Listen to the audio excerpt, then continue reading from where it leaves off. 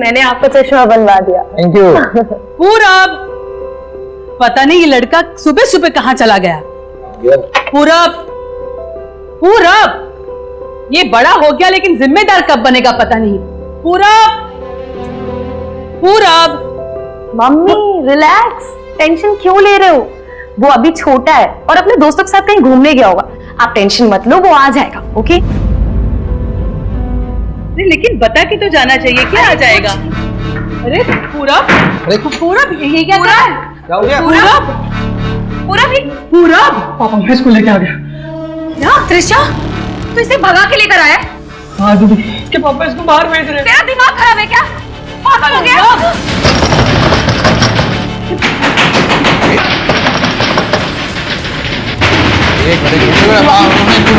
अरे नहीं, अरे कुछ नहीं होगा, मैं देखता हूँ, मैं देखता हूँ। क्या हुआ राजेश जी? क्या हुआ?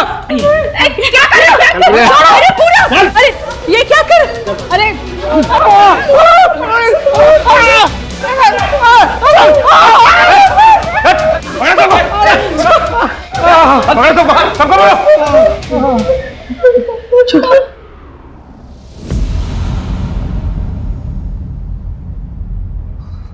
नहीं सर, अब हम और बखेड़ा नहीं चाहते।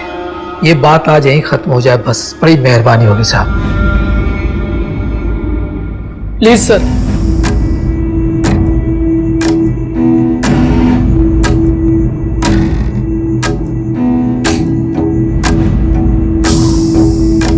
पापा, आप ये क्या बोल रहे हैं? हमें इनके खिलाफ कंप्लेंट दर्ज करनी चाहिए। इस तरह किसी के भी घर में ये गुंडागर्दी नहीं कर सकते, ये जुर्म है। और अगर आज आपने इन्हें नहीं रोका ना, तो कल इनकी हिम्मत और बढ़ जाएगी। ये लड़की मुझे जेल भिजवाना चाहती है तू? इतना उड़ना अच्छा नहीं है। सर हमको कोई केस नहीं करना। चुप कर। सर, मुझे कंप्लेन करनी है। आप मुझे बताइए साइन कहाँ करना है?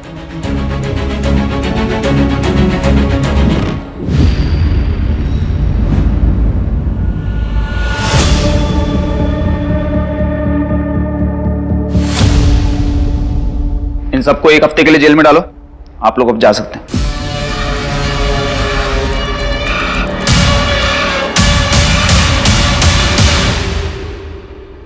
पूरब देख, ये जो तेरी उम्र है ना, ये उम्र तेरी पढ़ने लिखने की है। इस उम्र में ये प्यार व्यार ये सब ठीक नहीं है। और त्रिशा, तुम्हारे लिए भी ये सब ठीक नहीं है। तुम्हारे लिए बेहतर यही होगा कि तुम इस वक्त अपने घर चली जाओ। त्रिशा कहीं नहीं जाएगी, यही रहेगी हमारे साथ। पूरब, तुम तुझे दिख नहीं रहा है कि तुम्हारी इस हरकत से हमारी क्या हालत हुई है? अपनी दीदी से कुछ तो सीख ले। अरे कुसुम है कि घर के लिए करते नहीं थकती, और एक बाजू तू है कि हाँ मैं ही बुरा हूं ना। आप दोनों के लिए तो बस कुसुम दीदी सही होती है। क्या जरूरत थी तुझे उन्हें जेल भिजवाने की? वो पूरी जिंदगी हम एक्सेप्ट नहीं करेंगे। पूरब ऐसा नहीं है, देख सब तुझसे। बस करो यार दीदी, कितना नाटक करोगी? असल बात तो ये है कि मेरी जिंदगी का सबसे बड़ा कांटा ही तुम हो। सुन नहीं, वो है हमारी जिंदगी का कांटा। पापा, चल त्रिशा, नहीं रहता यहाँ पे। पूरब, पूरब, पूरब, पूरब।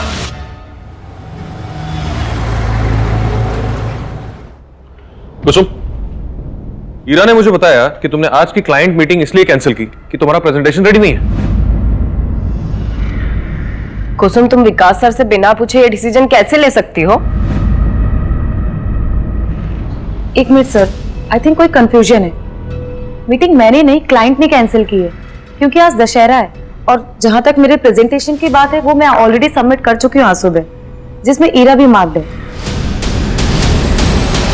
इसके आगे किसी को ब्लेम करने के पहले कम से कम ये फैक्ट्स चेक कर लिया करो। Sorry sir.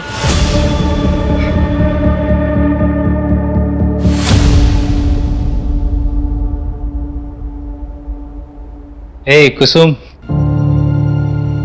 सत्या यहाँ पर? My God. अब दशहरा के दिन में तुम इतना बिजी हो कि मेरे मैसेजेस का जवाब ही नहीं दे पा रही, इसलिए मैं खुद ही आ गया तुम्हें विश करने। हैप्पी दशहरा। हैप्पी दशहरा। और ये रही तुम्हारी फेवरेट चॉकलेट। Thank you. वैसे एक बात बताओ, मेरी इतनी खातिरदारी क्यों हो रही है?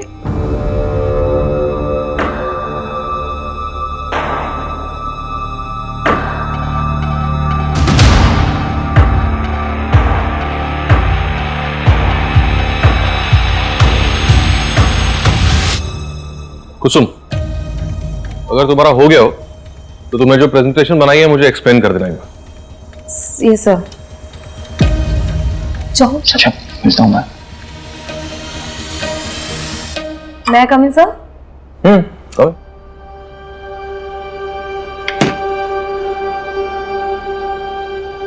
What the hell, कुसुम, अंदर क्या करने की कोशिश कर रही हो तुम मुझे फंसाना चाहती हो ये सब करके? आगे बढ़ने के लिए तुम इतना नीचे गिर सकती हो, ये मैंने सोचा भी नहीं था। बस विकास, बॉस हो तो कुछ भी बोलोगे तुम। अंदर मेरे साथ बदतमीजी कर रहे थे और सबके सामने मुझ पर इल्जाम लगा रहे हो। मैं इल्जाम लगा? तुम मुझे फंसाना चाहती हो? बहुत झूठ बोल रहे हो तुम। मैं तुम्हें इतनी आसानी से जाने नहीं दूंगी।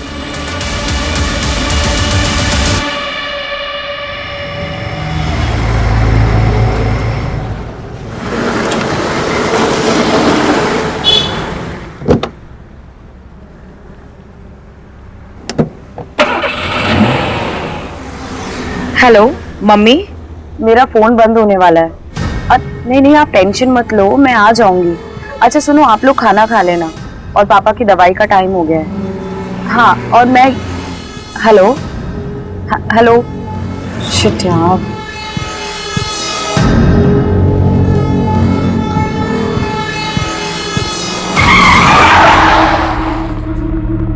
क्या हुआ?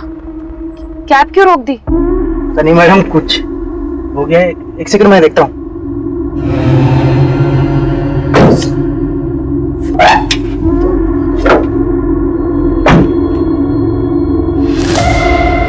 क्या हुआ भैया?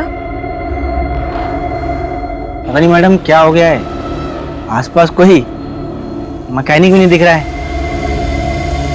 बताइए क्या करना है। आप ये पैसे रखें, मैं मेन रोड से कैब ले लूँ। अरे अरे मैडम, मैडम सुनिए।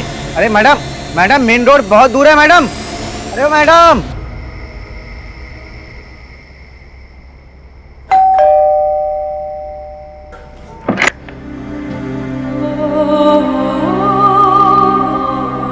तुम दाल पास करना तो।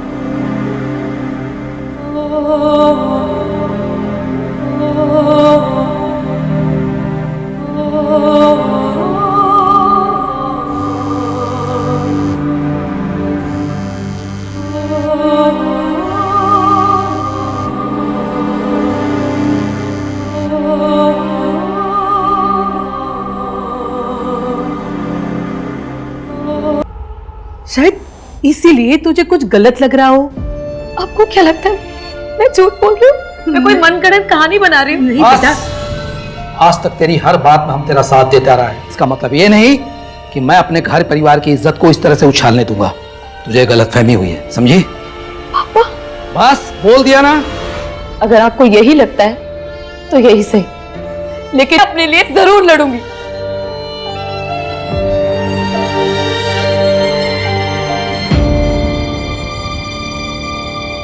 कुसुम, क्या तुम्हें याद है कितने लोग थे? मेरा मतलब एक या एक से ज्यादा? शायद 4। आज 27 अक्टूबर है और आपने बताया कि आपके साथ ये सब 20 अक्टूबर की रात को हुआ, तो आप पहले क्यों नहीं गए? सर, क्योंकि मैं खुद सदमे में थी। मुझे यकीन नहीं हो रहा था कि मेरे साथ। कुसुम, क्या तुम्हें किसी पे शक है? हाँ सर, मेरे बॉस विकास शर्मा। मौका देके देखो, सर प्लीज। फायदा ही होगा तुम्हें। What the hell, कुसुम, अंदर क्या करने की कोशिश कर रही हो तुम? और जब रेसिस्ट किया तो उसने इल्जाम मुझ पर ही लगाने की कोशिश की। ठीक है, आप पहले ये बताइए आपके साथ ये सब किस जगह हुआ था?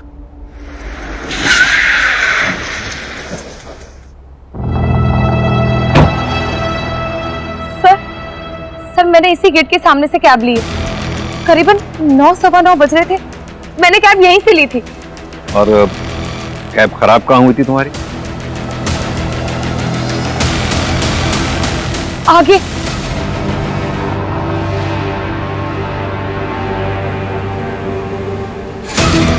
कुछ याद आया कुसुम?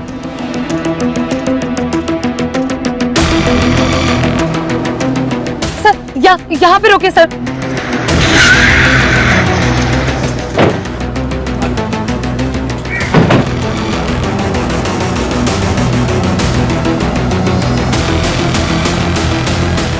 सर, यहाँ पे मेरी कैब खराब हुई थी और मैं वहां मेन रोड की तरफ भागी थी।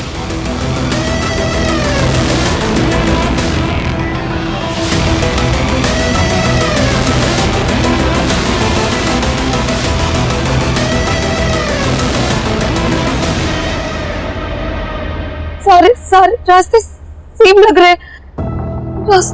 आराम से बसो, याद करने की कोशिश करो, और नहीं भी याद आए तो कोई बात नहीं।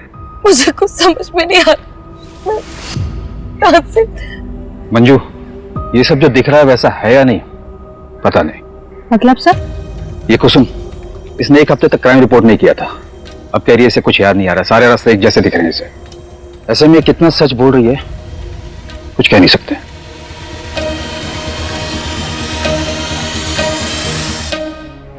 रुको रुको रुको रुको रुको रुको।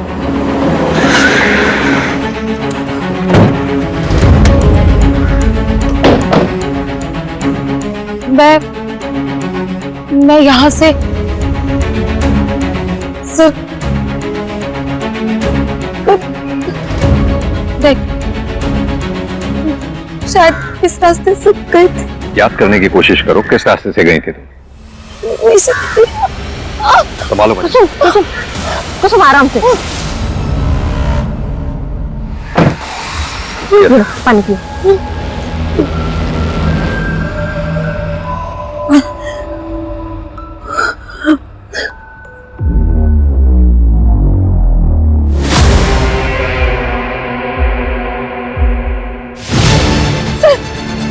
मुझे याद आया, वो बाइक वाला, वो बाइक वाला उसने अपनी बाइक स्लो की थी और उसने व्हाइट कलर का टी शर्ट पहना हुआ था जिसमें एप्पल फ्लाई लिखा हुआ था सर। उसने मुझे देखा है सर, मैं सच बोल रही हूँ। आप उसे ढूंढिए सर, प्लीज आप उसे ढूंढिए। कुसुम, तुम्हें कुछ और याद है उस बाइक वाले के बारे में, या फिर उस कैब ड्राइवर के बारे में? वो दिखता कैसा था, उसका हुलिया क्या था, कद काठी या फिर गाड़ी का नंबर, कुछ भी? मुझे कुछ याद नहीं आ रहा। सर, ये कुसुम झूठ बोल रही है, मैंने ऐसा कभी कुछ नहीं किया। मिस्टर शर्मा, आराम से। सर, ये लड़की मेरा नाम खराब करना चाहती है क्योंकि मैं इसके जाल में नहीं फंसा। कहना क्या चाहते हैं आप? सर, ये कुसुम ओवर एम्बिशियस लड़की थी, आगे बढ़ने के लिए कुछ भी कर सकती थी। इनफैक्ट मुझे तो ये भी पता चला था कि हमारे क्लाइंट्स के साथ ये कुछ ज्यादा ही क्लोज होकर बातचीत किया करती थी, फ्लर्ट किया करती थी। सर, मुझे ये सब अच्छा नहीं लगता, लेकिन उस दिन उसने ये सब मेरे साथ करने की भी कोशिश की। उसके कंप्लेंट की वजह से ऑफिस में कमेटी बैठी थी, उन्होंने मुझे सस्पेंड कर दिया, लेकिन मेरे सस्पेंशन के 2 दिन बाद उसने ऑफिस आना ही बंद कर दिया। और कंपनी की पॉलिसी के अकॉर्डिंग अगर कोई भी एम्प्लॉय बिना बताए 1 हफ्ते तक अब्सेंट रहता है तो उसका एम्प्लॉयमेंट टर्मिनेट कर दिया जाता है। सर, कमेटी को भी यकीन हो गया कि वो झूठ बोल रही थी, इसलिए ऑफिस नहीं आ रही है और मुझे मेरी जॉब वापस मिल गई। मतलब कुसुम को जॉब से निकाल दिया गया था? सर, वो सिर्फ कहानियां बना रही है मुझसे बदला लेने के लिए। अच्छा, 20 अक्टूबर की रात 8 बजे से 1 बजे के बीच में आप कहां थे? 20 अक्टूबर मैं मेरे घर पे था सर, मेरी माँ के साथ।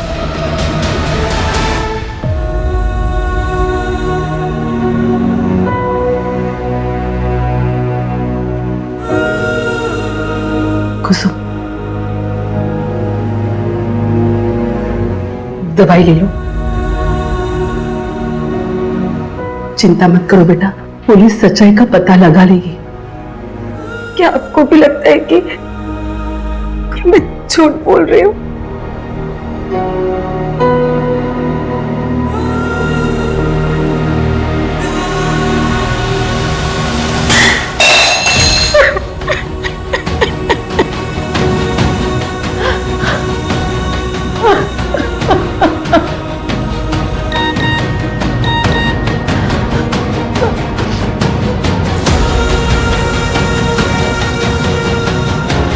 तुम कहाँ हो? कैसी हो कुसुम? मुझे तुम्हारी चिंता हो रही है, मैं तुमसे मिलने आ सकता हूँ क्या? सर, क्या विकास की बात सच हो सकती है? हो सकता है कुसुम ने कहानी बनाई उससे बदला लेने के लिए, इसलिए उसने अपने नौकरी से निकाले जाने की बात हमें नहीं बताई। कुसुम ऐसा करेगी क्यों? वो भी इतना बड़ा नाटक अपने रेप के बारे में। क्योंकि सर कुसुम को हर हाल में अपनी जॉब वापस चाहिए। मैंने पता किया सर, उसके घर की फाइनेंशियल कंडीशन अच्छी नहीं है और कोविड में तो उसके फादर की जॉब भी चली गई, तो ऐसे में सारा परिवार का भार उसके ऊपर आ गया। तो हो सकता है कि उसने ये सब अपनी जॉब वापस पाने के लिए किया हो। एक काम करो आप लोग, विकास की मां से बात करो, पता करो हादसे के वक्त विकास घर पर था या नहीं। सर, कुसुम ने उस रात जहां से कैब ली थी वहां आसपास तो कुछ नहीं है, लेकिन थोड़ी दूर पर आगे जाकर एक एटीएम मशीन है जिसकी सीसीटीवी फुटेज में 8 से 8:30 के बीच में 5 कैब्स जाते हुए दिखी हैं। कैब में कौन बैठा था ये तो नहीं दिख पाया है, लेकिन उन कैब्स के नंबर दिखे हैं, इसलिए हमने उन 5 को आज थाने बुलाया है। और सर, कुसुम ने जिस फ्लाई टी शर्ट वाले बाइक वाले की बात की थी, और उसने व्हाइट कलर का टी शर्ट पहना हुआ था जिसमें FLY फ्लाई लिखा हुआ था सर। फ्लाई एक छोटा सा रेस्टोरेंट है जो कि जंगल के पास पहाड़ वाले इलाके में आता है। वहां पर 6 डिलीवरी बॉयज काम करते हैं जो कि ये फ्लाई वाली टी शर्ट पहनते हैं। फिलहाल हमारी उन सबसे बातचीत चल रही है और साथ ही हमने 20 अक्टूबर की उनकी लोकेशन डिटेल्स भी मंगवाए हैं। सर, अगर उस रात उस जंगल वाले रोड पर कोई भी था इनमें से तो उनकी लोकेशन डिटेल से पता चल जाएगा। सर, कुसुम की मेडिकल रिपोर्ट।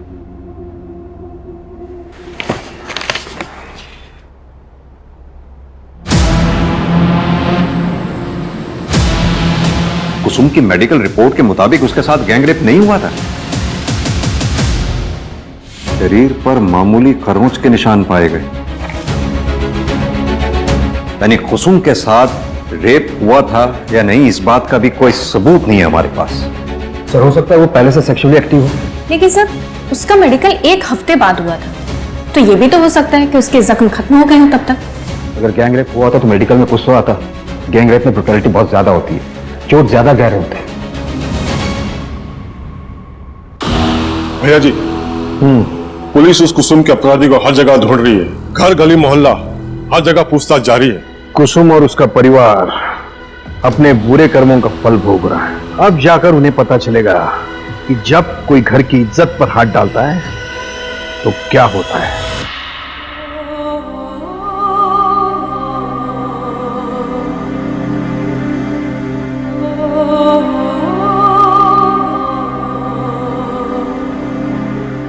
कुसुम, ला बेटा, मैं लगा देती हूँ।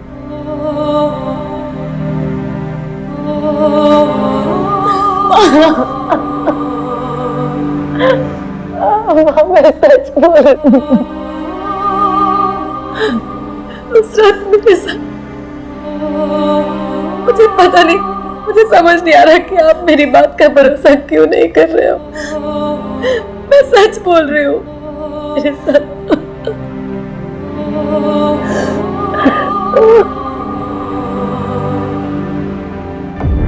सर, ऐसा बहुत कुछ है जो कुसुम हमें बता नहीं रही है। अब तो मुझे भी लगने लगा है कि वर्मा सर सही थे। क्या मतलब? तो कुसुम ने ये सब हमें पहले क्यों नहीं बताया? और ये सब 20 अक्टूबर से कुछ दिन पहले हुआ है। सर, वो 5 कैब ड्राइवर्स आ गए। आओ कुसुम, पहचानो इन्हें। क्या इनमें से है कोई कैब वाला वो?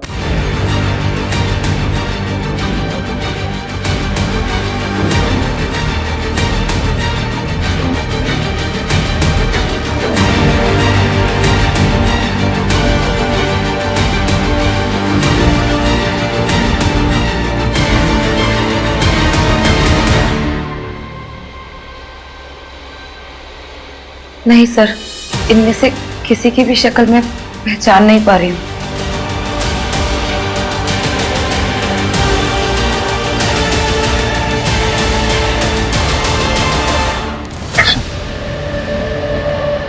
सत्या, तुम यहाँ? इतने कॉल्स और मैसेजेस किए मैंने तुम्हें, तुमने एक का भी रिप्लाई नहीं दिया। तुम ठीक तो हो? सत्या, हम बाद में बात करते हैं, please. Soon, I am sorry, please मुझे बस एक बार बता दो कि क्या गलती हो गई मुझसे। तुम मुझसे बात ही नहीं कर रही। क्या तुम्हें मुझसे शादी नहीं करनी? बोलो कुसुम, कुछ तो बोलो। शादी? तुम मुझसे शादी करना चाहते हो ना? तो क्या तुम ये जानने के बाद शादी करोगे मुझसे? मुझे अधमरी हालत में मरने के लिए छोड़कर चले गए थे वो लोग। और तुम जानते हो, मेरे माँ बाप भी पर भरोसा नहीं करते। ऐसा लगता है कि सारी गलती सिर्फ मेरी है। कि पूरी दुनिया मुझे शक की निगाह से देखती है और पुलिस भी मुझ पर यकीन नहीं करती। उन्हें भी लगता है कि मैं झूठ बोल रही हूँ। बोल, करोगे तुम मुझसे शादी? करना चाहते हो मुझसे शादी? जवाब दो मुझे, बोलो।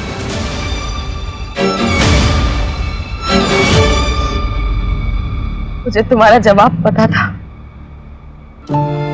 इसलिए मैं तुमसे भाग रही थी।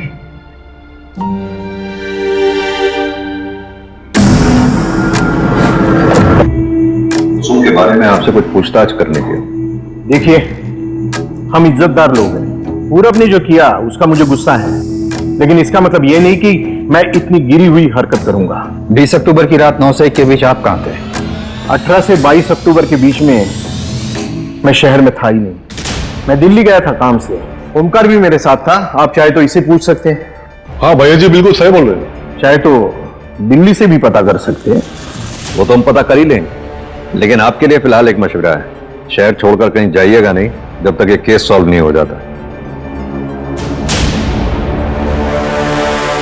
सर, विकास की मां से मेरी बात हुई। उन्होंने बताया कि वो रोज रात 8 बजे तक सो जाते हैं। हो सकता है कि विकास उनके सोने के बाद घर से बाहर निकला हो। सर, ये फिरोज अहमद है, फ्लाई रेस्टोरेंट में काम करता है। क्राइम वाली रात उसने वो रोड क्रॉस किया था। रोज एक बात पूछनी थी तुमसे। क्या 20 अक्टूबर की रात क्या तुमने इस लड़की को कहीं देखा था?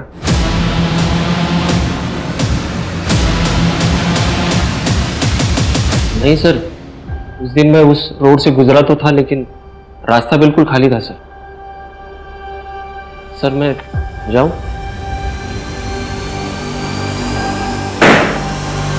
कुसुम, तो आप लोगों को मेरी बात पर यकीन नहीं हो रहा है? कुसुम, ऐसी बात नहीं है। बात को समझने की कोशिश करो। हमारे हाथ में ना तो कोई सुराग है, ना ही कोई सबूत है जो इस बात की पुष्टि कर सके उस रात तुम्हारे साथ कोई हादसा हुआ था। हमने उन 5 कैब ड्राइवर से बात की, उस बाइक वाले से भी बात की, लेकिन सबका यही कहना है कि उन्होंने उस रात तुम्हें कहीं नहीं दिखा था। मतलब मेरी आवाज का, मेरे सच का कोई मोल नहीं है ना? सर, मैं बोल रही हूँ, मेरा एक्सीडेंट हुआ था। अधमरी हालत में लोगों ने मुझे मरने के लिए छोड़कर चले गए। फिर भी मैं किसी तरह से पूरी हिम्मत करके यहाँ पर आई हूँ, और आप लोग कह रहे हैं कि मुझे आप लोगों से कोई उम्मीद नहीं रखनी चाहिए।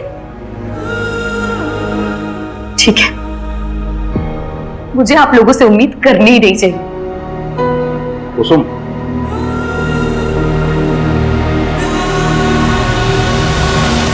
सत्या, तुम यहाँ? मैं यहाँ तुम्हारे मम्मी पापा से हमारी शादी की बात करने आया था। अगर तुम्हें मंजूर हो तो। जो कुछ भी हुआ उसमें तुम्हारी कोई भी गलती नहीं थी। मैं तुम्हारे साथ एक दुनिया की नई शुरुआत करना चाहता हूँ। तुम्हारी दुनिया को खुशियों से भर देना चाहता हूँ। बोलो कुसुम, मुझसे शादी करोगी?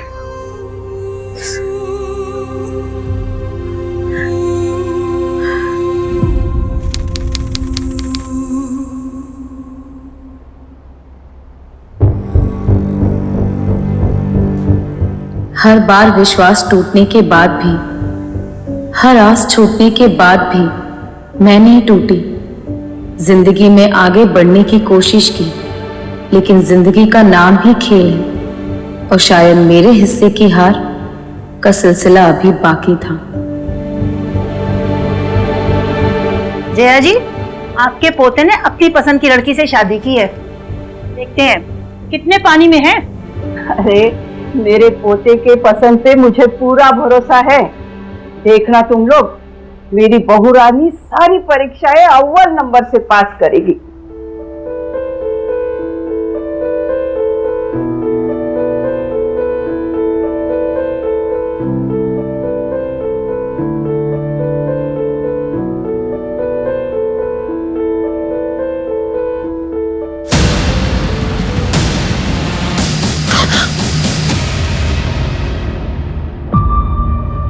कुसुम, मुझे कोई जल्दी नहीं है। तुम्हें अगर और टाइम चाहिए तो तुम ले सकती हो।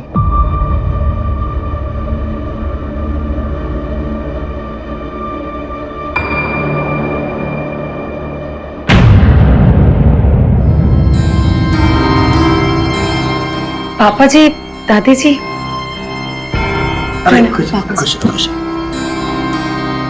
प्रणाम दादी जी। प्रणाम। खुश रहो। सत्या वो कहीं दिखाई नहीं दे रहे। हाँ वो बेटा वो पास वाले दुराई गांव में गया है। आज सत्या की बहन की गोद भराई है ना, तो हम लोग तो जा नहीं पाए, इसलिए वही चला गया। तुम घबराओ मत, कल तक वापस आ जाएगा। आओ ना बेटा, आओ बेटा, तुम आ जाओ। ये शादी नहीं मानी जाएगी। अरे क्या हुआ माँ, ऐसे क्यों बोल रही हो? भैया, सत्या भैया, वो भाभी उधर। क्या क्या क्या हुआ क्या कुसुम को? अरे छोड़िए, जल्दी चलिए आप। सत्या भैया जल्दी चलिए।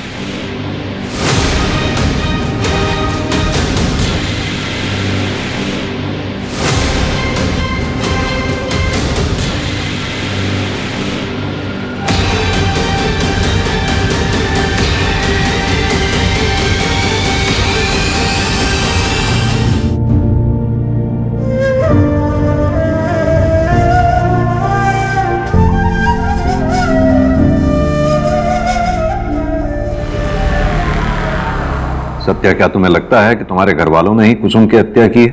मैं ऐसा सोचना तो नहीं चाहता, मगर जो क्रूरता उन्होंने दिखाई है उसके बाद उनसे कोई उम्मीद नहीं बची है। अपना परिवार कहने में भी शर्म आ रही है।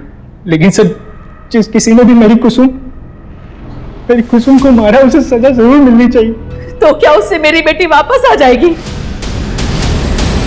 बोलो ना सत्या, ऐसा करने से कुसुम वापस आ जाएगी? सर, आप मेरी बेटी को वापस ला सकते हैं। सिर्फ वो शख्स ही नहीं बल्कि आप सब लोग जिम्मेदार हो मेरी बेटी की मौत के। मेरी बेटी रोती रही, गिड़गिड़ाती रही कि वो सच बोल रही है, लेकिन किसी ने उस पर भरोसा नहीं किया। सर, आपको तो विश्वास दिलाने की कितनी कोशिश की थी ना कुसुम ने, और आपको तो मान मर्यादा, समाज में इज्जत, उसके आगे अपने बेटे का दुख तक नहीं दिखा। अरे उसके आंसू तक नहीं दिखे। और सत्या, तुम उसको तो जिंदगी भर खुश रखने का वादा किया था ना, तो फिर क्यों उन दरिंदों के साथ छोड़कर चले गए तुम? विनय, मानते हैं हमसे चूक हुई है, लेकिन आपको आश्वासित करता हूं आपकी बेटी कुसुम को इंसाफ जरूर मिलेगा, विश्वास कीजिए। सर सुनिए, सर प्लीज सर, हमने कुछ नहीं किया सर। बात तो सुनिए सर, कहां लेके जा रहे हैं हमें? सर हमने कुछ नहीं किया सर, हम बेकसूर हैं हम लोग। कम से कम हमारी उम्र का तो लिहाज करो। अगर जेल जाऊंगी तो भगवान को क्या मुंह दिखाऊंगी? जब कुसुम के साथ इतना घटिया सलूक किया था, तब कहाँ गया था आपका ये भगवान? तब भगवान याद नहीं आया था आपको? और जो किया है उसकी सजा तो तुम सबको मिलेगी। माँ ने सिर्फ शादी रद्द करने के लिए कहा था, अब उसकी जान किस लिए ले ली हमें नहीं पता सर। चलो इनको। सर सुनिए सर, चलिए। सर, हमने धुंधली गांव में लोगों से पूछताछ करने की बहुत कोशिश की, लेकिन कोई भी कुछ बताने के लिए तैयार ही नहीं है। सर, सबका जवाब एक ही है, किसी ने कुछ नहीं देखा। और सर, अगर ऐसे ही रहा तब तो सत्या के पापा और दादी को ऐसे लॉकअप में रखना मुश्किल हो जाएगा। ये सब हमारी गलती है। कुसुम के साथ इतना सब कुछ हो गया, हम उसके किसी भी गुनाहगार को सजा तो क्या पकड़ भी नहीं पाए। We have failed her. हाँ भाई साहब, कुसुम के मां ने थाने में बहुत बड़ा हंगामा किया था, और मुझे डर है कि कहीं पुलिस फिर से कुसुम के रेप केस को खंगालने ना लगे। लेकिन वो केस तो बंद हो गया था, पुलिस को कुछ भी नहीं मिला था। अब तो पुलिस के सामने कुसुम की हत्या का केस है, उसके ससुराल वालों पर आरोप लगा है। अब मुझे नहीं लगता हमें इसके बारे में कोई चिंता करने की जरूरत है। जरूरत है, कुछ सारी फाइलें दोबारा चेक करने की जरूरत है। कुसुम रेप केस की फाइल ओपन करो, और जितने भी सस्पेक्ट 18 नवंबर की रात, यानी कि जिस रात कुसुम का मर्डर हुआ था, उस रात कहां थे, क्या कर रहे थे, सब पता करो। सर, हो सकता है कुसुम की हत्या पुराने केस से नहीं बल्कि नए क्राइम से रिलेटेड हो, जो उसके साथ धुंधी में हुआ। हाँ, तो दोनों केसेस से संबंधित जितने भी सस्पेक्ट्स हैं, सबकी डिटेल्स और अच्छी तरह से चेक करो। कुछ ना कुछ जरूर हाथ लगेगा। सर, पोस्टमार्टम रिपोर्ट आ गई है। कुसुम की मौत 18 नवंबर की रात 11 से 2 के बीच में हुई थी। और वो धागा जो कुसुम के हाथ से मिला था, उसके बारे में कुछ पता चला? नहीं सर, अभी तक कुछ भी नहीं।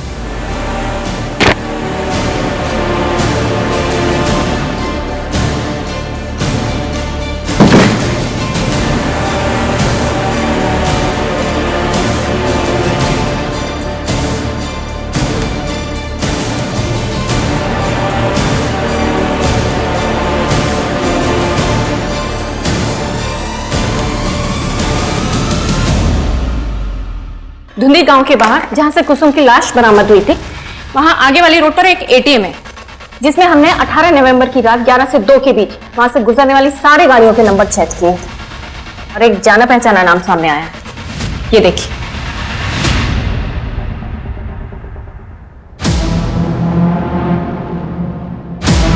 ये बाइक फिरोज अहमद की है। ये वही आदमी है। कुसुम के मर्डर वाली रात ये फिरोज धुंधी गांव के बाहर कर क्या रहा था? नहीं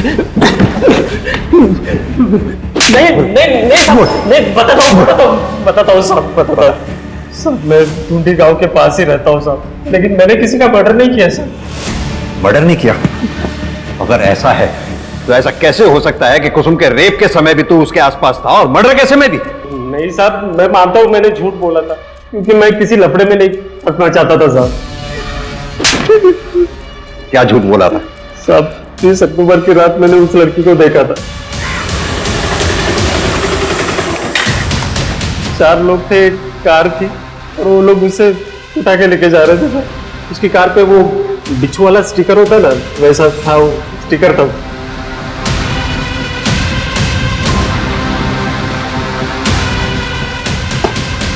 ये रोज रोज हमें थाने बुलाने का क्या मतलब है? ये आपको सिर्फ बेल मिली है, केस रफा दफा नहीं हुआ। आपको रोज थाने में आकर हाजिरी लगानी पड़ेगी। छोड़िए चाचा जी, ये लोग सिर्फ अपना काम कर रहे हैं। एक साइन यहां पर भी कर दीजिए।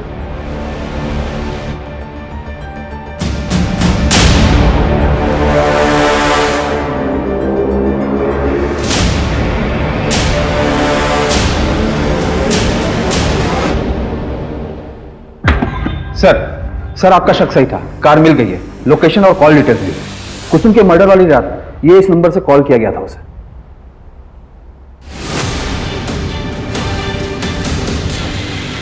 उठा लो इसे। होंगे ये कलावा हमें कुसुम के हाथ में मिला, और यही नहीं, ये कलावा हमें तुम्हारे पापा की कलाई में बंधा हुआ भी मिला था। अरे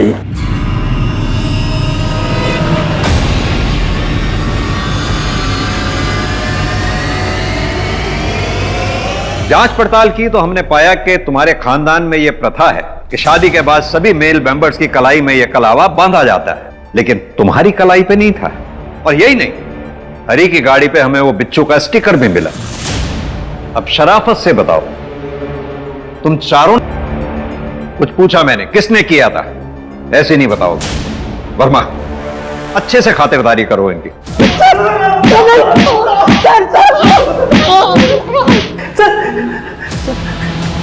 किसने किया था? शराफत से बता। बोल।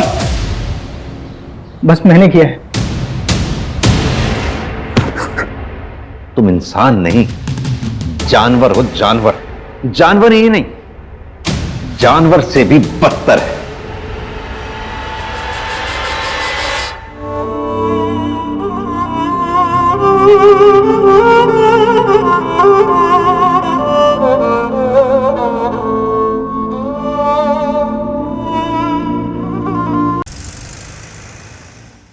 नेहा बेटा आजा, नाश्ता तैयार है।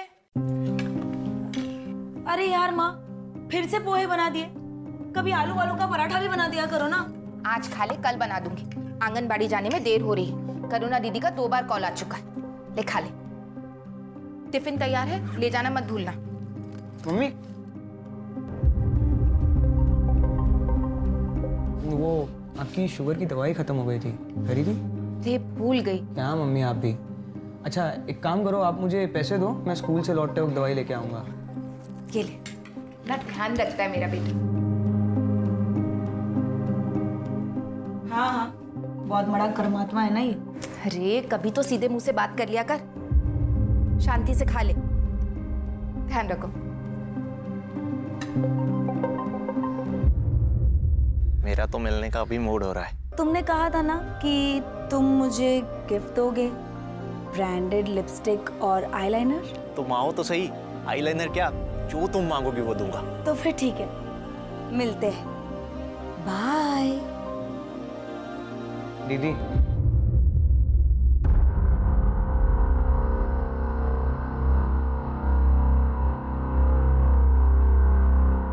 चले। देखिए भैया, पिछली बार तो भाभी की मौत की वजह से सारे सिंपैथी के वोट्स हमें मिल गए, लेकिन इस बार बड़ी कड़ी टक्कर है। अरे शिखा, स्कूल जा रही हो? जी। अच्छा 1 मिनट रुको। अरे पवन। हाँ साहब जी। शिखा बेटा को स्कूल छोड़ के आओ। चलिए छोटी मालकिन। नहीं चाचा जी, मैं चली जाऊंगी। छोड़ के आओ उसे। चलिए मालकिन।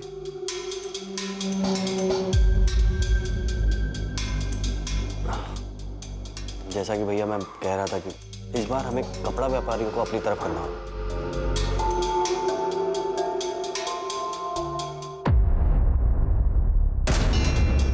क्योंकि उनके बीच में आपके प्रतिद्वंदी सूबेदार रंजीत की काफी चर्चा हो रही है, जो कि अभी अभी आर्मी से वॉलंटरी रिटायरमेंट लेके आए। लड़ने दो माँ, ये आर्मी की लड़ाई नहीं है, ये वार्ड कॉर्पोरेटर की लड़ाई है। इसमें राजनीतिक बुद्धि की जरूरत होती है।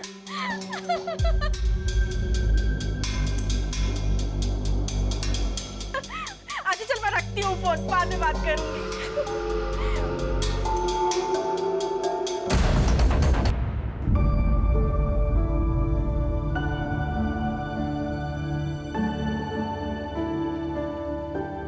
शिखा, वो मैं हाँ विनीत बोलो। वो हमें फिजिक्स के नोट्स चाहिए थे, लेने रह गए। ओके, मैं कल ला दूँ, चलेगा? हाँ ठीक है। शिखा। हाँ बाय। या बाय। तो बे फट्टू, लड़की पटाएगा तू? अपनी औकात के हिसाब से लड़की पटा, वरना फट जाएगी। जी तू क्या समझा? ओए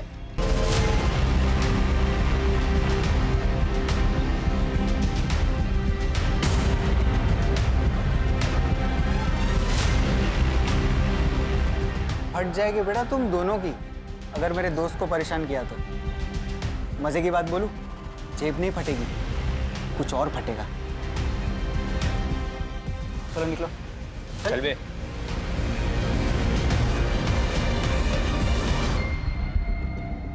थैंक यू। फूल लेके आता है, देने का हिम्मत भी रख। क्या बात है कुंती, यहाँ क्यों बैठी हो?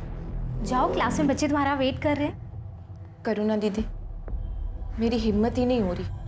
कैसे उन बच्चों को फेस करूं, कैसे चुप रहूं? कुंती, वो बड़े लोग हैं। देख, तेरा ना इस सबसे बाहर आना ही ठीक है, उसी में हम सबकी भलाई है। नहीं दीदी, इसमें किसी की भलाई नहीं है। भलाई तो अब इसमें है कि मैं इस समस्या को जड़ से ही खत्म कर दूं।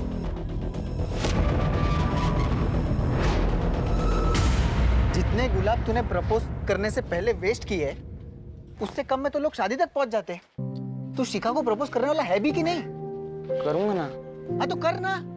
अगर तू प्रपोज नहीं करेगा ना, तो मैं प्रपोज कर दूंगा शिखा को, क्योंकि वो उस आदमी की बेटी है जिसे मैं खुद आइडलाइज करता हूँ। किसकी? तुझे पता नहीं वो किसकी बेटी है? नहीं। क्या नहीं? ये देख, ये उसका बाप। मैं सच बोलूं, मुझे भी इनकी तरह बनना है। ये सब तो ठीक है, ये बाद में करना।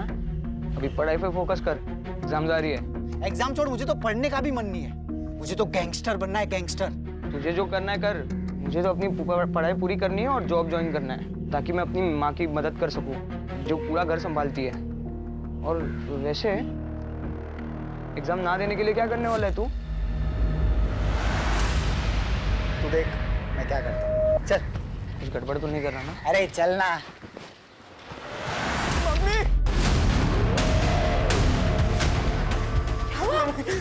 ये खून कैसे लगा? विशाल ने दुकानदार को चाकू मार दिया और उसने पुलिस को भी कॉल किया। मुझे पकड़नी लेगी ना वहाँ पे। तूने तो कुछ नहीं किया ना? नहीं, मैंने कुछ नहीं किया वहाँ पे। घबरा मत, कुछ नहीं होगा। बचा लो। तू बैठ। कभी भी आ जाएगी वहाँ पे। आजा बेट, बैठ। बचा लो। बैठ।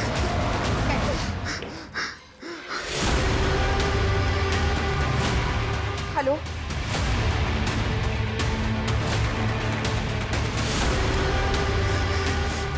विनीत, तुम ठीक हो ना? सुबह चाचा, वो विशाल ने दुकानदार, उसने दुकानदार। मुझे मालूम है बेटा, तुम्हारी मम्मी ने बताया। चाचा वो पुलिस वाले मुझे नहीं पकड़ेंगे ना? मैंने कुछ नहीं किया। तुम्हें कुछ भी नहीं होगा। रिलैक्स रिलैक्स, मैं हूं ना। Come on. कुंती, तू अकेली औरत इतना बड़ा कदम उठाने की कोशिश कर रही है। समझने की कोशिश कर, तेरी जान को खतरा हो सकता है। तेरे पीछे तो किसी का कोई सपोर्ट भी नहीं है। कम से कम तेरा पति होता तो तुझे हिम्मत मिलती। अगर आज वो होते तो जितनी हिम्मत मैं दिखा रही हूं उतनी भी नहीं दिखा पाती। दीदी, मेरे भी 2 बच्चे हैं, मैं चुप नहीं बैठ सकती। मैं जो कर रही हूँ मुझे करने दीजिए। मेरे पास उसके खिलाफ ठोस सबूत है अपनी बात साबित करने के लिए। अब उसे कोई नहीं बचा सकता। कल सुबह तक उसकी सच्चाई सारी दुनिया के सामने आ जाएगी।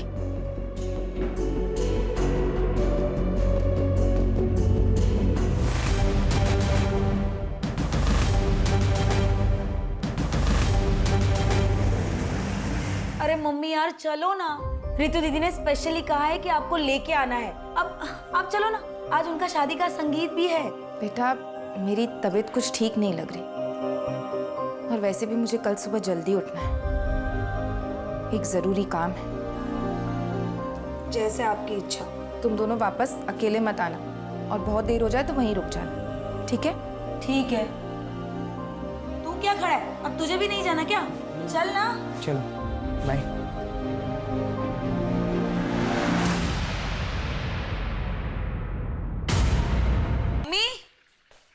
Mummy, mummy, mummy, mummy, mummy, mummy, mummy, mummy,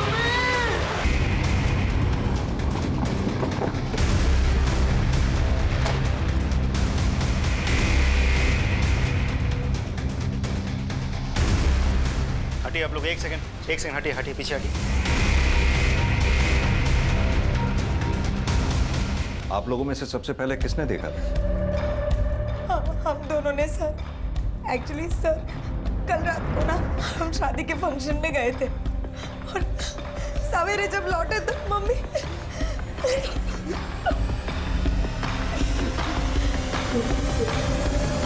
गला रस्सी जैसी किसी चीज से घोटा गया। महेंद्र, घर में चेक करो, कहीं पोस्ट एंट्री के निशान है क्या? Right sir. राजीव, घर का चप्पा छान मारो, देखो कोई मर्डर वेपन है क्या। Right sir.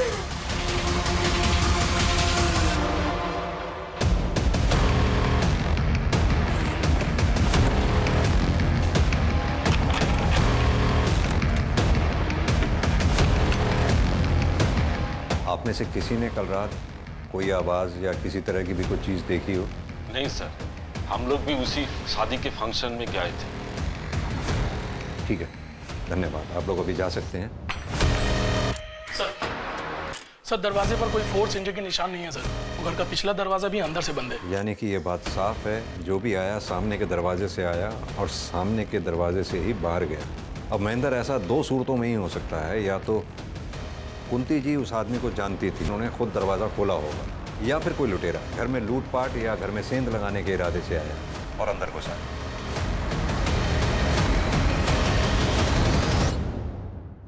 आप लोगों को किसी पे शक है? हाँ सर, ये सब उस सुनील ने किया है। कौन सुनील? वो लड़का ना मुझे हैरेस करता था और कुछ दिन पहले पता नहीं क्या सीखेगा ये सारी चीजें, मुझे तो बिल्कुल।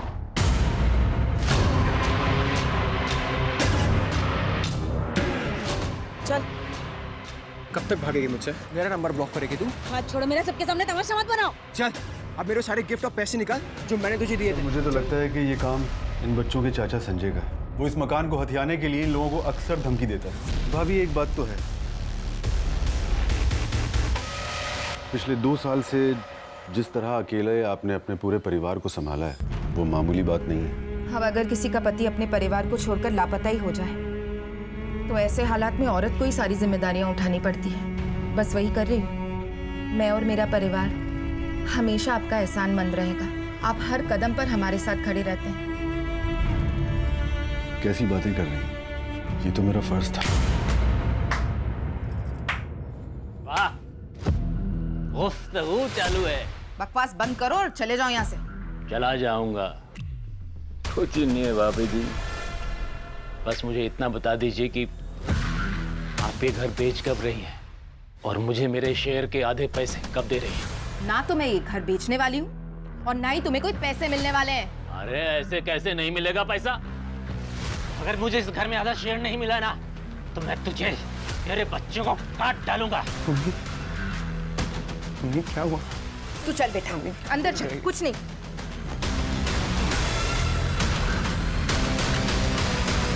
आपकी तारीफ? इनके पिता अजय मेरे बचपन के दोस्त। तो इनके पिता अजय वो कहाँ हैं? वो पिछले 2 साल से इन लोगों को छोड़कर कहीं चला गया। सर, पूरा घर छान मारा लेकिन कोई सबूत हाथ नहीं लगा। बॉडी का पंचनामा करवा के पोस्टमार्टम के लिए भिजवाओ। फॉरेंसिक टीम को भी इन्फॉर्म कर दो। और हाँ, ये संजय और सुनील, इनकी details निकलवाओ। Right sir.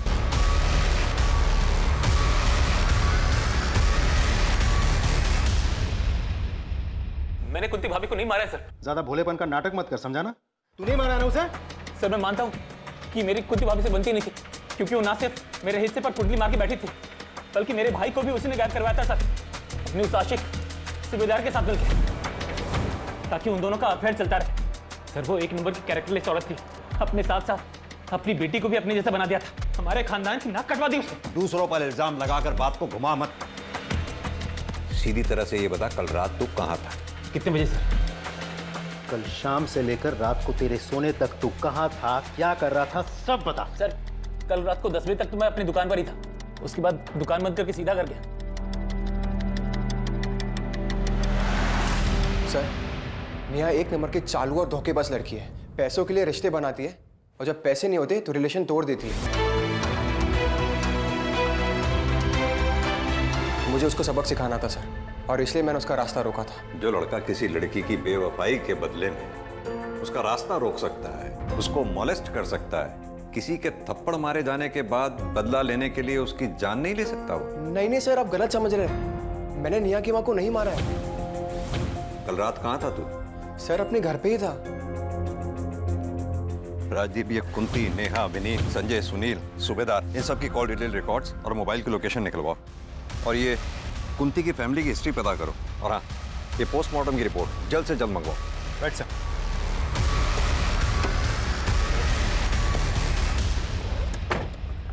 Sir Kunti की पोस्टमार्टम रिपोर्ट आ गई है सर। सर रिपोर्ट के हिसाब से कुंती की मौत 16 अक्टूबर को रात 11 से 12 बजे के बीच में दम घुटने से हुई है। एक बात और सर, कुंती की बेटी नेहा का फोन आया था। मम्मी की डेड बॉडी पर मंगलसूत्र तो था ही नहीं, मंगलसूत्र गायब है सर। कातिल ने सिर्फ मंगलसूत्र चोरी किया है, इस बात के पीछे क्या राज हो सकता है? सर, सभी के कॉल डिटेल्स और लोकेशन डिटेल्स आ गए हैं। इसके हिसाब से हादसे के वक्त नेहा और विनीत शादी के फंक्शन वाले एरिया में थे, लेकिन सुनील, संजय और सूबेदार ये तीनों अपने अपने घर वाले एरिया में थे। राजदीप, आजकल इन मोबाइल लोकेशन की रिपोर्ट्स पर भरोसा नहीं किया जा सकता। क्रिमिनल बहुत स्मार्ट हो गए हैं। उन्हें पता है पुलिस सबसे पहले कॉल डिटेल रिकॉर्ड्स और उनके मोबाइल की लोकेशन खंगालेगी, इसलिए वो जो भी क्राइम अटेम्प्ट करते हैं उसके अकॉर्डिंगली ही प्लान करते हैं। कुंती की फैमिली की हिस्ट्री के बारे में कुछ पता चला? कुंती का पति अजय आज से 2 साल पहले अचानक रहस्यमय तरीके से गायब हो गया था। उसके बाद से लेकर आज तक वो कहाँ है किसी को कुछ नहीं पता। क्या कुंती के परिवार वालों ने अजय के मिसिंग होने की कंप्लेंट लिखवाई थी? कंप्लेंट लिखवाई थी सर, इन्वेस्टिगेशन शुरू भी हुई थी, लेकिन उसके बाद किसी को कुछ पता नहीं चला। अच्छा, ये कुंती के बच्चों के बारे में कुछ पता चला? लोगों का कहना है कि विनीत बहुत ही पढ़ाकू और डरपोक टाइप का लड़का है, जबकि कॉल रिकॉर्ड्स के मुताबिक नेहा करीब आधे दर्जन लड़कों के साथ ऑड आवर्स में बात करती है। इसका मतलब क्या सुनील जो बोल रहा था वो सच है? सर कहीं ऐसा तो नहीं है कि कातिल नेहा को मारने के लिए आया हो, और चूंकि नेहा घर पर नहीं थी तो उसका सामना नेहा की माँ कुंती से हो गया। नेहा से बात करते हैं। हेलो, अच्छा ठीक है, thank you sir. Cyber cell से कॉल था। उन लोगों का कहना है कि कुंती की मोबाइल गैलरी पूरी तरह से डिलीटेड है, किसी ने पूरा फोल्डर ही डिलीट कर दिया होगा। ऐसा क्या था उस फोन की गैलरी जो किसी ने पूरा का पूरा फोल्डर ही डिलीट कर दिया? नहीं सर, ना तो मुझे ये पता है कि फ़ोन की गैलरी में कुछ था या नहीं, ना तो मुझे ये पता है कि ऐसा कौन कर सकता है। हाँ, मम्मी का फ़ोन कभी लॉक नहीं रहता था, तो कोई भी कर सकता है ना। हमने तुम्हारे कॉल डिटेल रिकॉर्ड्स निकलवाए तो उसमें पाया बहुत से लड़कों के नंबर हैं उसमें, जिनसे तुम्हारी ऑड आवर्स में बहुत लंबी लंबी बातें होती हैं। क्या मैं जान सकता हूँ उन लड़कों से क्या रिश्ता है तुम्हारा? ये सच है कि मैं लड़कों से बातें करती थी, उनसे मिलने भी जाती थी, पर वो इसलिए क्योंकि वो लोग मुझे मेरी लाइफस्टाइल जीने में मदद करते थे। पर मेरे पुराने रिलेशनशिप या अभी के रिलेशनशिप में सिर्फ सुनील ही परिवार को नुकसान पहुंचा सकता है। और कौन ऐसा हो सकता है जो इस काम को अंजाम दे सकता है? हाँ सर, एक लड़का है, विनीत का क्लासमेट विशाल। वो 3 दिन पहले आया था।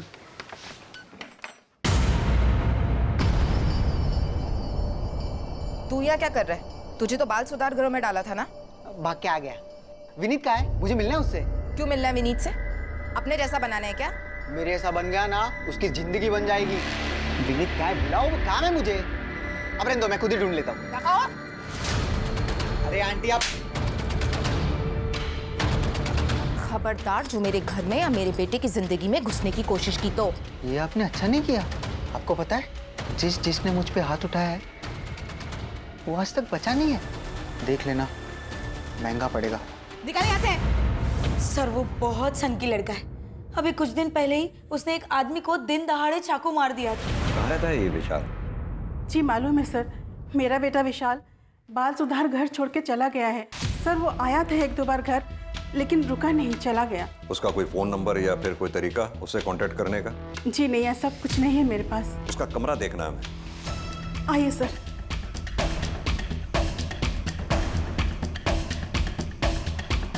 राजीव चेक करो, आप भी वहां उस अलमारी में देखो।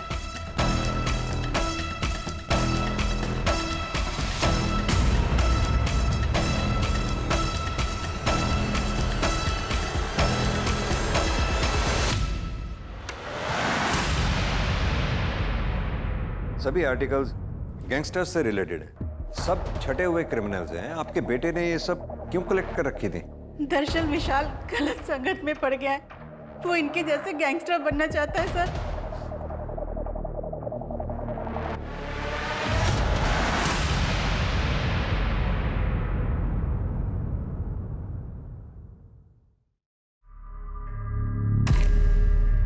ले ले ले ले ले ले मिला मुन्ना लोला है। अब ना तो मम्मा बॉय की मम्मा है और ना ही विशाल पापा। अब कौन ख्याल रखेगा रे तेरा? बोल कौन कौन कौन कौन कौन बचाएगा तुझे हम दोनों से? बचाएगा तुझे हम दोनों से। क्या कर रहे तुम लोग? निकलो तुम लोग, मैंने कहा लीव। चल बे, इससे पंगा नहीं लेते। रमाकांत जी की बेटी है, चल।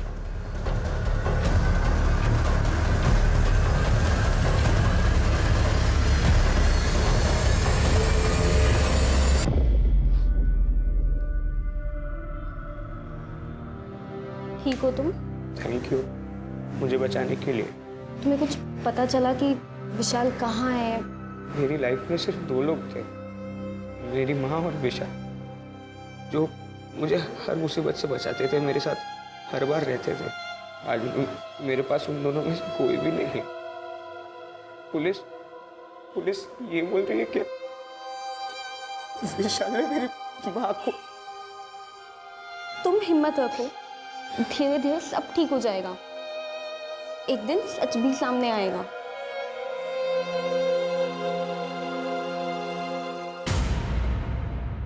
आप बस इलेक्शन पे ध्यान दीजिए।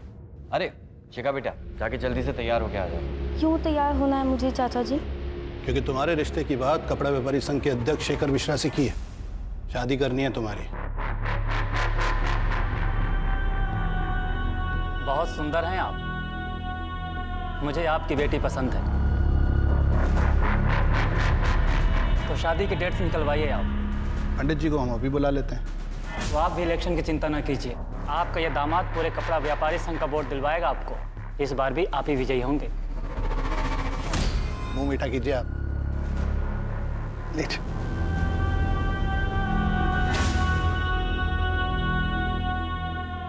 ए विनय, क्या रे, दोस्त की आदत नहीं आती क्या? तू चले जा मेरे सामने से, वरना मैं पुलिस को सब सच बता दूंगा। देख, तूने मेरी मम्मी को मारने की धमकी दी थी। क्या बोल रहा है? मैं क्यों मारूंगा तेरी माँ को? मम्मी ने तो तुझे थप्पड़ मारा था। तो मैंने तेरी माँ को मार दिया? एक काम कर, तू साबित कर और पुलिस को भी बता दे, उनको भी बोल साबित करने को। खड़ा क्या है? जाना, जा जा, वरना तुझे भी मार दूंगा। सर, मुझे इंस्पेक्टर सर से बात करना है। बोलो भी नहीं। मुझे रास्ते में विशाल मिला था, उसने कहा कि उसी ने मेरी माँ को मारा है, और ये बात कोई भी प्रूव नहीं कर सकता। मुझे बहुत डर लग रहा है सर। राजीव सर, इस विशाल को जल्द से जल्द पकड़ना होगा, क्योंकि अगर ये इसी तरह से बाहर घूमता रहा तो इसके आसपास के लोगों की जिंदगी को खतरा बना रहेगा।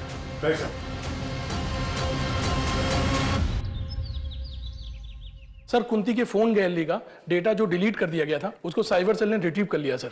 उसकी गैलरी में बहुत ही शॉकिंग वीडियो मिला है सर। वार्ड काउंसिलर रमाकांत का भाई उमाकांत है। बच्चों के पढ़ने जैसी जगह लग रही है, मतलब जैसे स्कूल या आंगनवाड़ी टाइप।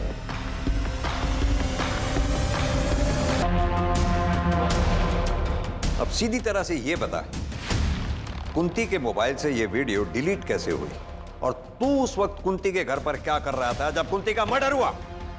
सर, मुझे नहीं पता सर, मैं तो वहाँ गया ही नहीं था सर। झूठ मत बोल, तेरी कॉल डिटेल्स है हमारे पास। 16 अक्टूबर की रात 11 से 12 बजे के बीच तो कुंती के घर वाले एरिया में मौजूद था कि नहीं?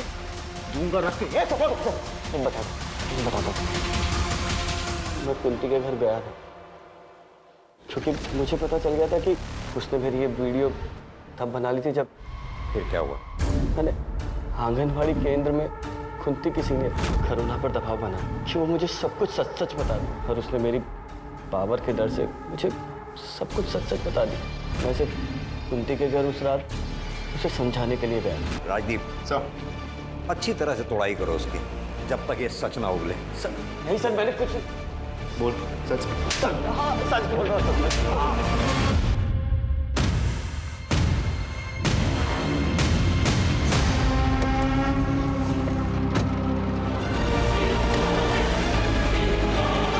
क्या हुआ रमाकांत जी को, रुक क्यों गए?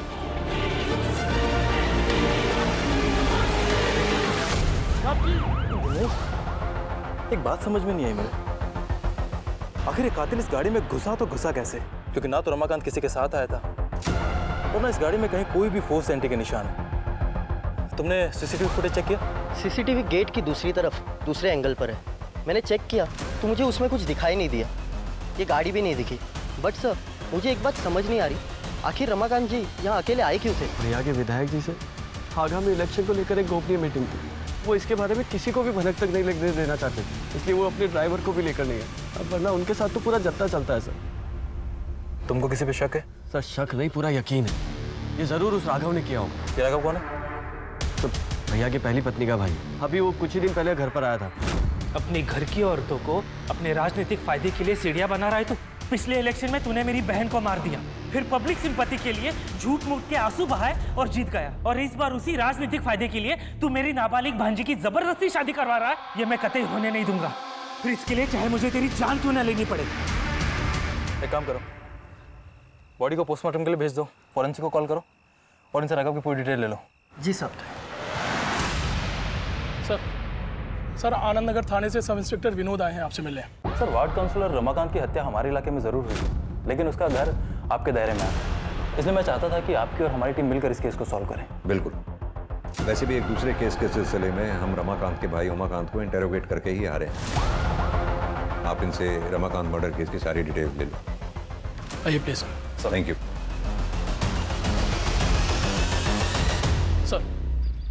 सर, रमाकांत मर्डर केस में जितने भी सस्पेक्ट्स हैं सभी के सीडीआर क्लीन लग रहे हैं सर, सिवाय उसकी बीवी कोमल के। कोमल किसी अरुण नाम के आदमी से देर रात तक लंबी लंबी बातें करती है सर। सिर्फ मेरी हंसने की आवाज बाहर जाने की वजह से उसने मुझे इतना मारा। अरुण, अब मुझसे और बर्दाश्त नहीं होगा। तुम कुछ करो, नहीं तो मैं मर जाऊंगी। कोमल, कुछ नहीं होने दूंगा मैं तुमको। मैं बाहर निकालूंगा तुमको। हाँ, चाहे उसके लिए मुझे अगर तुम्हारे पति का मर्डर भी करना पड़ा ना, तो उससे भी नहीं हिचकिचाऊंगा मैं। तुम बस थोड़ा सब्र रखो।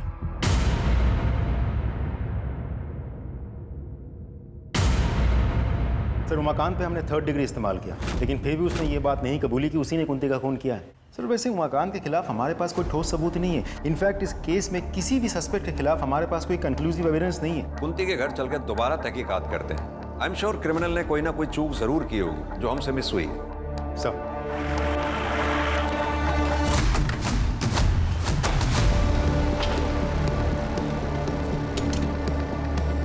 ताला लगाओ। राजीव सर, दोनों बच्चों को फोन करके बुलाओ और ये ताला खुलवाओ। Right sir. आप लोग भी अच्छी तरह से आसपास चेक करो, देखो कुछ मिलता है क्या।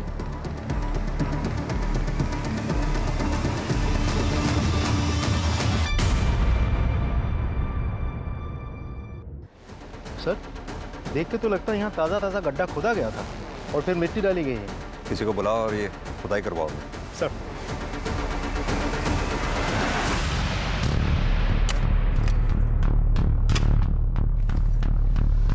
कंकाल को फॉरेंसिक जांच के लिए भेजो। उनसे कहो कंकाल का डीएनए बच्चों के डीएनए से मैच करके देखें। Right sir. सर, कुंती के घर के आंगन से हमें जो स्केलेटन मिला था वो अजय का ही है।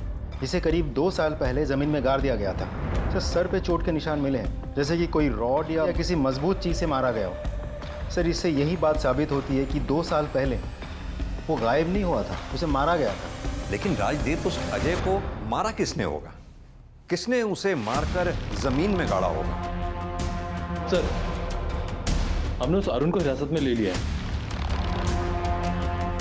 विनोद, एक बात बताओ सर, क्या तुमने रमाकांत की गाड़ी का फॉरेंसिक टेस्ट कराया था? कराया था ना सर। क्या आया था उसमें?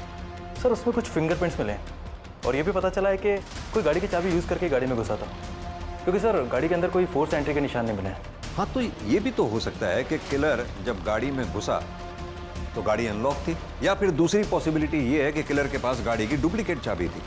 अब सवाल ये उठता है कि डुप्लीकेट चाबी बनवाई किसने? सर ये देखिए। हम सबकी बातें करते रहे, ये कैसे हमारे दिमाग से छूट गया? विनोद, एक काम करो, अपने एरिया में जितने भी डुप्लीकेट चाबी बनाने वाले हैं सबसे कांटेक्ट करो, अपने खबरियों को एक्टिवेट करो। Excuse me sir. हेलो, क्या? ठीक है, हम पहुंच रहे हैं।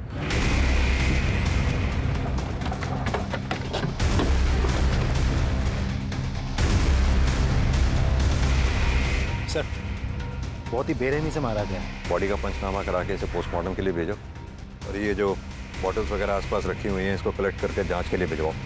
जिस आदमी को विशाल ने चाकू मारा था उसके परिवार के बारे में भी पता करो। Right sir.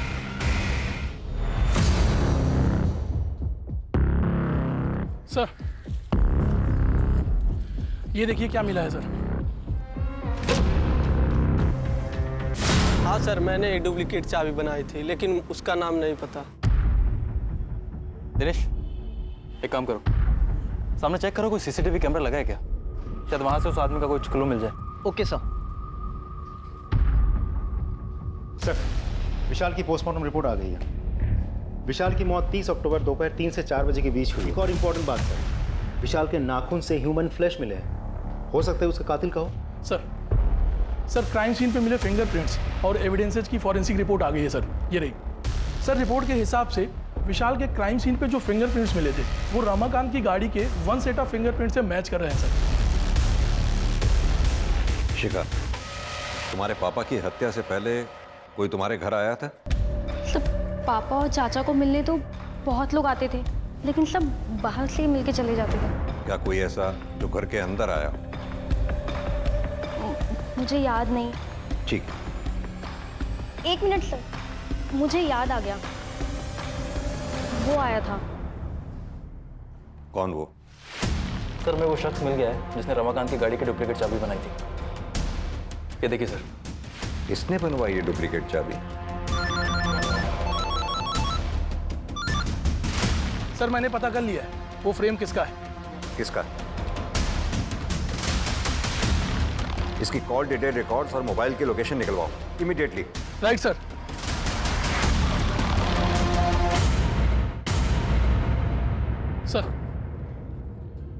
सर इसके सीडीआर के हिसाब से कुंती की मौत के 3 दिन बाद सर ये नेहरू नगर के गली नंबर 10 में गया था। अच्छे से उस एरिया को चेक करो। सर। Right sir.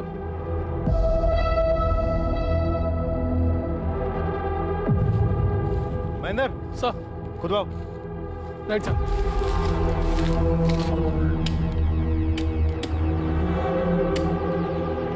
एक मिनट।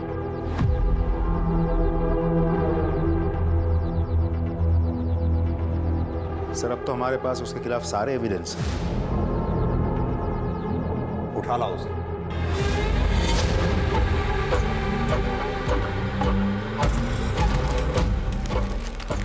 पहचाना इसे? ये हमें विशाल की डेड बॉडी के पास मिला और जिस दुकान से तुमने इसे बनवाया था उस दुकानदार से भी हमने ये वेरीफाई कर लिया।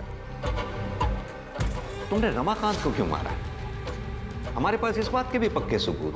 मुझे याद आ गया, वो आया था। कौन वो? विनीत। वो नोट्स लेने आया था, लेकिन 1 घंटे में लौटा के चला भी गया। और यही नहीं, हमारे पास वो सीसीटीवी फुटेज भी है जिसमें तुम डुप्लीकेट चाबी बनवाते हुए साफ दिखाई दे रहे थे। और इसके साथ ही हमें रमाकांत की गाड़ी से तुम्हारे फिंगरप्रिंट्स भी मिले। अब तक तुमने जितने भी मर्डर किए, हमारे पास तुम्हारे खिलाफ हर मर्डर का पक्का सबूत है। अब तुम बताना शुरू करो। बोलो। हाँ, मैंने मारा है सबको। मेरी शुरू से ही आदत रही है कि अगर मुझे कोई चीज़ अजीज लगती है और उसे कोई कष्ट देता है या मुझसे दूर करने की कोशिश करता है ना, बर्दाश्त नहीं होता मुझसे। जैसे कि 2 साल पहले हुआ था। बचाने के लिए पापा की डेड बॉडी को दफनाया, फिर मुझे शिखा से मैं प्यार करने लगा और मैं अपने दिल की बात का इजहार करना चाहता था उसके बर्थडे पे और उसे गिफ्ट देना चाहता था, पर माँ के पास पैसे नहीं थे। मैंने सोचा कि पापा की डेड बॉडी में से अंगूठी चुरा कर उसे बेच दूंगा और मैं उसके लिए कोई अच्छा सा गिफ्ट खरीद लूँगा, लेकिन मम्मी ने मुझे देख लिया। विनीत, ये क्या कर रहा है? ये पापा की रिंग बेच के मुझे शिखा के लिए गिफ्ट लेना है। उसका बर्थडे आ रहा है ना अभी। ये पागल हो गया क्या तू? वही ये सब करवा रही ना तुझसे? ऐसा बाप लालची और घूसखोर। बेटी ने भी लोगों को ठगना और बरगलाना शुरू कर दिया है। विनीत, बेटा मैंने तुझे बहुत उम्मीदों के साथ पाला है, इसीलिए कह रही दूर रहे उस डायन से। माँ वो डायन नहीं है, उसको मैंने गिफ्ट नहीं दिया ना, वो नाराज हो जाएगी। मुझे उसे गिफ्ट देना है माँ। दूर है, जा यहाँ से, जा। आना नहीं आता भी वापस। धनी दिन ब दिन दिमाग खराब होता जा रहा है, सब मेरी गलती। सच बताओ तो मुझे बहुत गुस्सा आ रहा था। मैं वापस संगीत के लिए निकल गया, लेकिन माँ की कही हुई बात ना मुझे चूक गई। माँ ने शिखा को डायन कहा था। मैं पूरी तैयारी के साथ वापस आया। मंगलसूत्र मैंने उनके गले से उतारा ताकि मैं शिखा के लिए बर्थडे गिफ्ट ले सकूं। उसके बाद मैंने अपने कपड़े बदले और मैं वापस संगीत के लिए निकल गया। फिर मुझे पता चला कि वो रमाकांत शिखा की शादी करा रहा था और ये ना मैं हर हाल में होने नहीं दे सकता था। इसलिए मैंने रमाकांत का पीछा किया और उसकी एक डुप्लीकेट चाबी बना ली और मौका ढूंढता रहा। एक दिन वो विधायक के वहाँ गया। मैंने चुपके से उसकी गाड़ी में एंट्री मारी और मैं उसकी राह ताकते रहा। जैसे वो गाड़ी में आया ना। लेकिन विशाल को क्यों मारा? शिखा को विशाल पसंद था और ये चीज़ मैं नहीं देख सकता था। शिखा, तू ऐसे कब तक इसे घूरती रहेगी? तू बता क्यों नहीं देती कि तू इसे चाहती है? बता दूंगी, फाइनल एग्जाम हो जाए पक्का बता दूंगी। मेरा दिमाग खराब हो गया। मैंने विशाल को ढूंढा और चल कोई बात नहीं, दोस्ती में तो ये सब होता रहता है। तुम्हारा कैरेक्टर तो सच में ही समझ से बाहर है। सच बताऊं, तुम मानसिक रूप से बीमार हो और मैं हायर अथॉरिटीज से ये रिक्वेस्ट करूंगा तुम्हें तुम्हारे गुनाहों की सजा वो दी जाए जो किसी एडल्ट को दी जानी चाहिए।